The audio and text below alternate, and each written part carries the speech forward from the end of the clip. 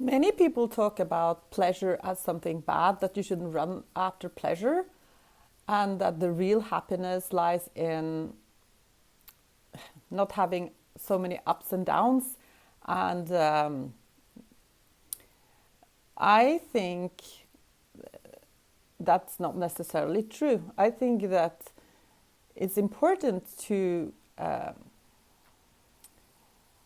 have pleasure in everything you do. I mean, if you're just going to start deny yourself everything, you are pretty soon you'll get into this victim role where you're denying yourself things because it's not appropriate for you, it's you don't deserve it, you have other duties, and you're narrowing your existence, and you're not doing things that you love, and without you knowing it, it's actually kind of affecting you negatively. So you're kind of spreading this negative energy, and people, even though you're kind of doing the things that you're expected to, people, in the end, you become toxic. And what really people want you to is to be yourself, and that you're going to be a happy person. And so I think the thing is not also, but the question is then, okay, so are you going to do everything that's pleasurable for you then? For example, if you love smoking too much, if you love taking drugs that affects you in ways that are not healthy for you, are you going to do that because that feels pleasurable for you? I think that actually it isn't about what you're doing, but about why you're doing it. And doing things that is hurting your health and your body is, you got to ask yourself why you're doing that. Are you doing that as a distraction, or as a way of getting, escaping from trauma, or from, things that you don't want to see in your life, emotions that you want to run from?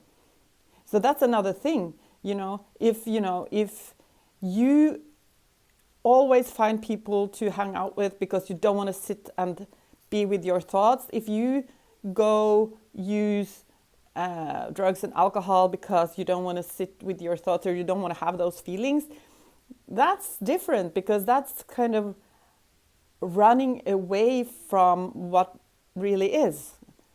And that's something you have to work on. You actually have to learn to be with the bad feelings. You have to learn to suffer.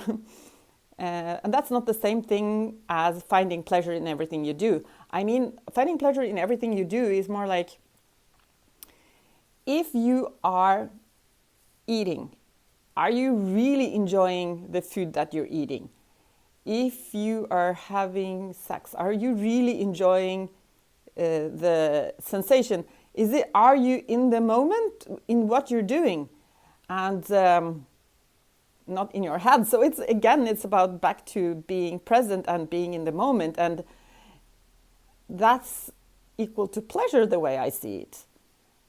And I think that the people that are victims, they find their explanations for why they are being the victim is that they are thinking of others and not themselves. But you have to kind of ask yourself, if you're being the victim to get a reward, like people should feel sorry for you, or that, if you, again, it's not like what you're doing, it's about why you're doing it. If you're a really helpful person and sacrificing yourself, are you doing it to get for people to look at you in a special way, or to get for people to thank you later, or are you doing it out of pure pleasure because you like to do it? And that's kind of how you're being if what you're doing is pleasurable, you're not being the victim, as if you're doing it to sacrifice yourself for others. Now you're being the victim, and you're not happy in life anymore.